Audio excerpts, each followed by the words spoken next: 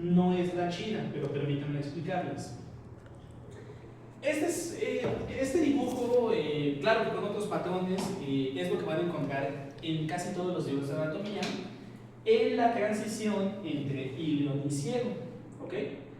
Pero es una verdad a medias, no es exactamente una mentira ni un error, es una verdad a medias. Hombre tenía que ser el que lo puso. La cuestión es la siguiente: la mayoría de los libros hablan de una ámpula, perdón, me estoy equivocando, hablan de una válvula ileocecal. Válvula ileocecal. Aquí podemos observar este patrón en forma de válvula. El concepto de válvula ileocecal nos dice que tiene un labio superior, un labio inferior, que tiene unos frenillos a los lados, etc. El problema del concepto de válvula ileocecal es que es algo que las personas encuentran en los cadáveres, pero esto no refleja el cómo existe esta estructura en el vivo, ¿sale? Si observan la segunda imagen y sobre todo las características de esta ilustración, podrán ver que aquí hay gasas. Y esto no es un patrón común en las fotografías de disecciones. Esta fue una foto durante un transquirúrgico que después Netter reconstruyó con su estilo de pintura. La cuestión es que en el vivo encontramos la estructura así. Vean, se ve hidratada, se ve llena, se ve vascularizada, se ve turgente, se ve redondita. Brilloso. Esto, brilloso, ¿sale? Entonces, esto es lo que encontraríamos en el vivo, ¿sale? No hay en la transición ileocecal una válvula, cuando menos en la mayoría de las personas no hay una válvula, hay una ámpula ileocecal, ¿ok? Entonces, una ámpula pues es una estructura con forma redonda, dilatada, ¿sale? Circular, dilatada, turgente, hidratada, con tono muscular. ¿Vamos bien hasta acá? Otro de las diferencias es que la palabra válvula implica una barrera pasiva entre el contenido fecal y el ilion, ¿sale? Eso implicaría que por su forma esa estructura impide el retorno de la materia fecal desde el ciego hacia el ilion sin gasto de energía. Pero eso no es lo que ocurre. Lo que ocurre, el concepto más ampliamente aceptado, es la idea de un esfínter ileocecal. No sé si se acuerdan que les decía que el esófago no tiene un esfínter perfectamente desarrollado. Sin embargo, cuando se introducen los manómetros para sentir la presión que ejerce el esófago, en su comienzo y en su final ejerce mayor presión. Entonces, aunque anatómicamente no se distingue con claridad el esfínter esofágico superior y el inferior, funcionalmente sí se demuestra que hay zonas de alta presión. Bueno, aquí ocurre algo similar. Anatómicamente, a duras penas hay un engrosamiento de las fibras. Digo, de que lo hay, pero no es un engrosamiento tan marcado como, por ejemplo, el esfínter pilórico. Ese sí es un esfínter de veras. Pero hay una zona de alta presión. Y ese concepto de un potencial esfínter ileocecal armoniza mejor con la idea de un ámpula ileocecal. Entonces, primer concepto importante, la transición no es una válvula, es un ámpula ileocecal. Segundo concepto importante, la barrera entre el ciego y el ilion utiliza energía y es un esfínter ileocecal. ¿Vamos bien hasta acá? Bueno. ¿Hay maldad suficiente en mi corazón como para poner una pregunta donde las posibles respuestas sean ámpula ileocecal y válvula ileocecal? Y sea lo que sea la respuesta, siempre está en sus corazones, pero también es ámpula ileocecal. ¿Vamos bien hasta acá? Vale. ¿Qué pasó ahí? ¿Estás bien? Yo tuve el sentimiento. Bueno. Comenzaremos a hablar de intestino grueso, ¿sale? Comenzaremos a hablar de intestino grueso. Vamos a hablar de algunos aspectos generales del intestino grueso y después regresaremos a algunos sitios puntuales.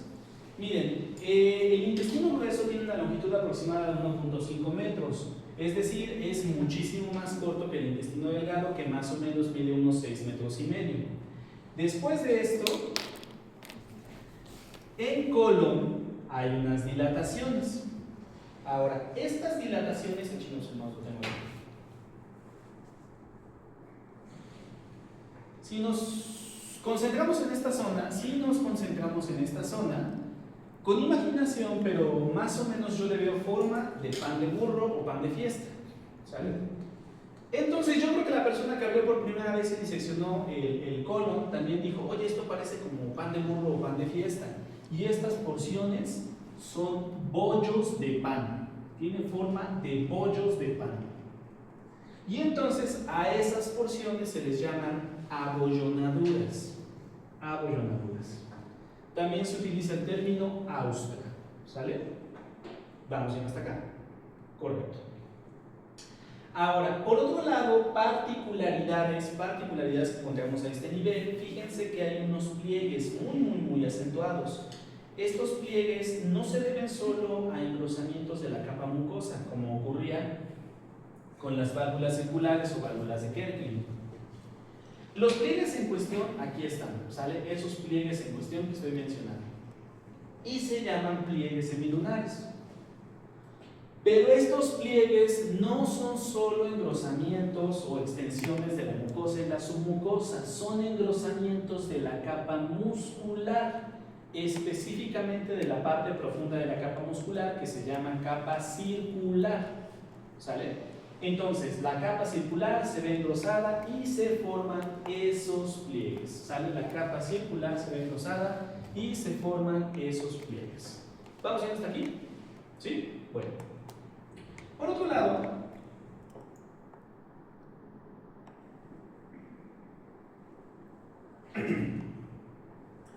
no solo hay un engrosamiento de la capa muscular circular, no solo está ese engrosamiento, sino que tenemos un engrosamiento de la capa muscular longitudinal. Ahora, este engrosamiento, si recuerdan, la capa circular es profunda y la capa longitudinal es superficial. Entonces, circular profunda, longitudinal superficial. Los engrosamientos de la capa circular se ven hacia lo profundo, mientras que los de la capa longitudinal se verán superficiales y se ven con forma de gusano aplanado. ¿Les dije hace rato cómo se dice gusano aplanado? Tenia. Justamente aquí vemos 1, 2 y 3, ¿sale? Entonces, ¿qué son esos? Son las tenias del colon, ¿sale? Tenias del colon. También están marcadas acá con colores, pero ahorita les explico, ¿sale? Vamos bien hasta acá. Entonces, tenias del colon, que son engrosamientos de la capa muscular engrosamientos de la capa muscular longitudinal, ¿sale? Tenias. A diferencia de los pliegues semilunares, solo hay 3 tenias, solamente hay 3 tenias, y encima de todo tienen nombre propio. Y eso es la razón por la que le pusimos colorcitos ahí arriba. La tenia marcada con color azul cielo se llama tenia libre, ¿sale? Tenía un alumno que le decía tenia soltera, porque no se combina ni se inserta nadie en esa tenia, ¿sale? Entonces, tenia libre. Vamos a ir hasta acá, tenia libre. Esta de acá es la tenia libre, ¿por qué? Porque no se inserta nadie en ella. Para la que está marcada con color amarillo, ahí se inserta el aumento mayor. Recordarán que cuando estábamos en estómago hablamos del aumento mayor y dijimos baja, regresa y se adhiere al colon transverso. Bueno, pues justamente ahorita estamos en colon transverso y en la tenia omental, así se llama la de color amarillo, tenia omental, ahí se adhiere el aumento mayor. Vamos bien hasta acá. Sale pues. Y por último, la última tenia no se ve claramente en esta perspectiva, por lo que tuvieron que abrir el colon y a través de él vemos a la última tenia, ¿sale? Vemos solo un pedacito. Esta tenia coincide con la inserción del meso del colon transverso. Entonces, a esta última tenia se le conoce como tenia mesocólica. 3 tenias, libre, omental y mesocólica. ¿Sale? Libre, omental y mesocólica. ¿Vamos bien hasta acá? Ok. ¿Su orientación es relevante? Sí, pero en las partes ascendente y descendente. En la parte transversa, asumo yo que debería de quedar claro que la tenia que queda más expuesta hacia adelante es la libre, luego la mesocólica, y luego la libre, luego la omental y luego la mesocólica es la que queda hasta atrás. Pero sí valdría la pena mencionarlo para poderle dar seguimiento, cómo quedan en el colon ascendente y en el descendente. Curiosamente los dos están iguales. La tenia libre es la que va adelante, la tenia libre es la que va adelante. ¿Vamos a ir hasta acá? Ahora, la tenia omental queda lateral en ambos, ¿sale? Aquí no se ve, de hecho, vamos a más o menos ponerla por acá, ¿ok? La tenia omental queda lateral en ambos. Vamos a ir hasta acá.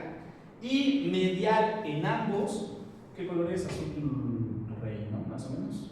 Ok. En ambos, la que queda medial es la tenia mesocólica, ¿sale? Bueno, acá no está marcada, pero es tenia mesocólica. Vamos a ir hasta acá. Justamente esta de aquí. ¿Vamos bien? Entonces, medial, la mesocólica, lateral, la omental y anterior, la libre. ¿Dudas hasta el momento? ¿Preguntas hasta el momento? No sé por qué lo sigo quitando, ya no es necesario que lo quite, pero bueno. ¿Vamos a ir hasta acá? Bueno, les voy a chismear. En la base del ciego las tres tenias coinciden. En la base del ciego las tres tenias coinciden. Y justo en el sitio donde se fusionan las tres tenias aparece una estructura con forma de gusano redondo. Entonces esta estructura se llama apéndice gusano redondo, o sea, apéndice vermiforme, apéndice con forma de gusano redondo. Vamos a ir hasta acá, entonces aquí vamos a confluir una, dos y tercera tenia. Vamos a ir hasta acá. Bueno, confluyen y ahí está presente el apéndice. Miren. El apéndice junto con el ilion son estructuras del tubo digestivo especializadas en respuesta inmunológica celular. Para ser concreto, es respuesta inmunológica celular linfocitaria. ¿Sale? Aquí podemos observar las capas, este es un corte histológico a nivel del apéndice y podemos observar a las capas que lo constituyen. Pero sobre todo, este no es cualquier apéndice, no mi cielo. Este es un apéndice correspondiente a un niño. ¿Y qué diferencia tiene el apéndice del niño con respecto a otros apéndices? Vamos de lo superficial hacia lo profundo. La primera capa corresponde con la serosa, ¿sale? La capa serosa del apéndice. Después tenemos dos estratos que corresponden con la capa muscular, ¿ok? Después de la capa muscular, finalmente encontramos a la submucosa, donde en medio de la capa submucosa empezamos a encontrar estas estructuras que no son otra cosa más que nodos linfáticos. Son nodos linfáticos pero muy abundantes y muy grandes, presentes en la submucosa y la mucosa, ¿sale? Aunque la mucosa fundamentalmente en esta ilustración estaría aquí, también corresponden estos nodos linfáticos a invadir aparte de la capa mucosa. En este aspecto vamos bien hasta acá. Ahora, ¿cuál es el asunto? Fíjense que cuando somos niños dicen que aprendemos mucho, ¿no? Alguien dice, es que los niños parecen una esponja al aprender. Pero no solo estamos aprendiendo conceptos, o sea, no solo nuestro cerebro está aprendiendo, sino que también está aprendiendo nuestro sistema inmunológico. A veces dicen, es que los viejitos se enferman menos, todos en la casa están enfermos y la abuelita, el abuelito no se enferman, porque ya estuvo expuesto a esa infección o a infecciones similares y sus anticuerpos responden más rápido y de forma más eficiente. Pero el niño no sabe cómo combatir esas infecciones. Entonces, o una de dos, o se expone a muchos agentes y aprende a combatirlos, o lo exponemos a la fuerza a algunos agentes para que los combata. Eso se llama vacunación, ¿no? ¿Vamos a ir hasta acá? Bueno, el asunto es que esa gran necesidad de aprendizaje implica que sus estructuras linfáticas tienden a estar mucho más desarrolladas que en el adulto o el adulto mayor. Y eso hace que el espacio libre en su apéndice sea menor. ¿Y qué pasa? Se tapa. ¿Y entonces cómo se llama? Bueno, pues es el padecimiento quirúrgico más atendido en todo el mundo, conocido como apendicitis. ¿Sale? ¿Vamos yendo hasta acá? Bueno. ¿Con qué se tapa? Se puede tapar con popó hecha piedra, conocida como fecalitos, se puede tapar con semillas, e incluso hay una teoría que es la de la reversibilidad del tapado. Entra una estructura, lo tapa, la estructura se sale, pero esto se empezó a inflamar al grado tal de que la misma inflamación cierra la luz, y entonces la obstrucción de todas maneras desemboca en una apendicitis y apendicectomía. ¿Vamos bien hasta acá? Pero ¿por qué hay esa luz? ¿Por qué hay esa luz en el interior del apéndice? Fíjate que la pregunta es muy buena y la verdad no tengo la respuesta. O sea, ¿cuál es el beneficio de que tengamos una estructura con funciones linfáticas, pero cuya luz no absorbe o no es importante para absorber, etcétera? Yo supongo que para que pueda desarrollar óptimamente su función linfática, porque esto es una suposición, sale del broncopecho, tiene que estar en contacto con el contenido fecal y por lo tanto tiene que tener una luz permeable. Yo supongo, pero la verdad nunca lo había pensado. ¿Vamos bien hasta acá? ¿Sí? Bueno.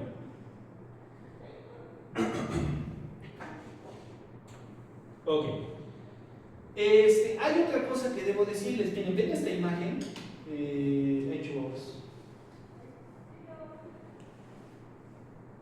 Por ejemplo, ven esta imagen, vean el apéndice. ¿Ya la vieron? Sí. ¿Sí? ¿Ven esa imagen?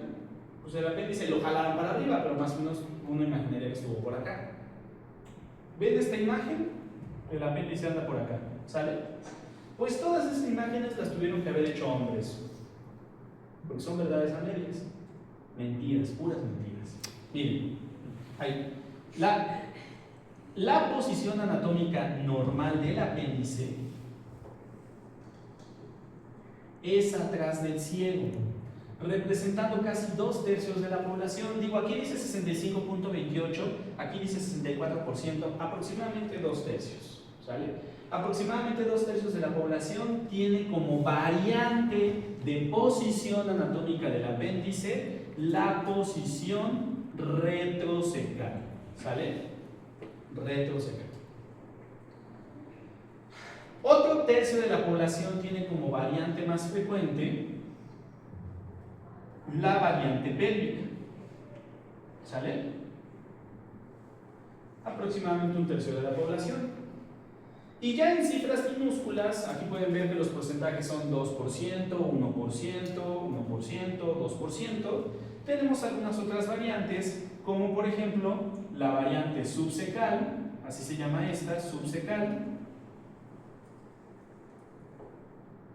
O como por ejemplo las variantes preileal y retroileal. ¿Okay? Aquí está la preileal y la retroileal, que aquí le están poniendo postileal, ¿sale? Pero en suma, por ejemplo, estas dos variantes a duras penas nos dan 1.5%, ¿sale? Son sumamente infrecuentes. Si bien es relevante la posición anatómica del apéndice para considerar la evaluación clínica del paciente, pues en esencia casi toda la población o es retrocecal o es pélvico, ¿sale? O es retrocecal o es pélvico. ¿Vamos bien hasta acá? Bueno.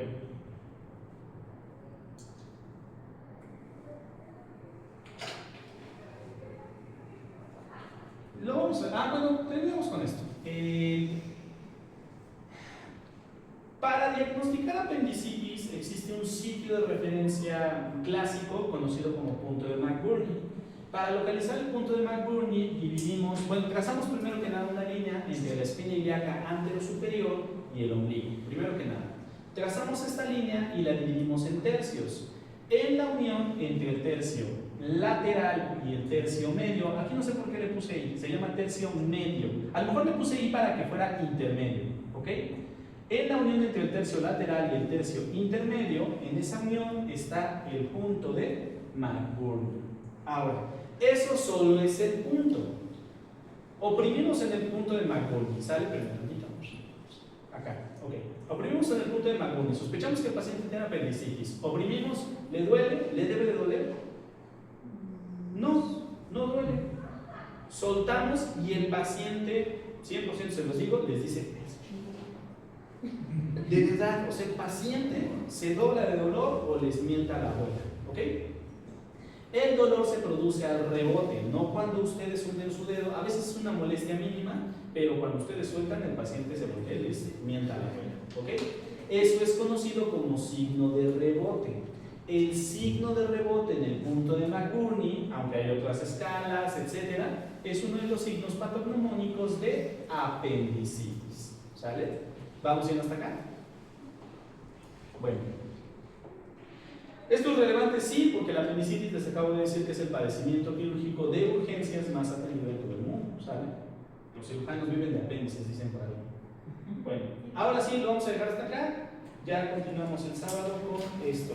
Y estén pendientes, les estoy avisando si este sábado ya podemos revisar nuestra práctica. Dígame, joven. ¿Cuál es la longitud del apéndice? Aproximadamente 20 centímetros. 20. Aunque, vaya, no faltará el cirujano que saca unos apéndices de este tamaño o unos apéndices muy pequeños. ¿Sale?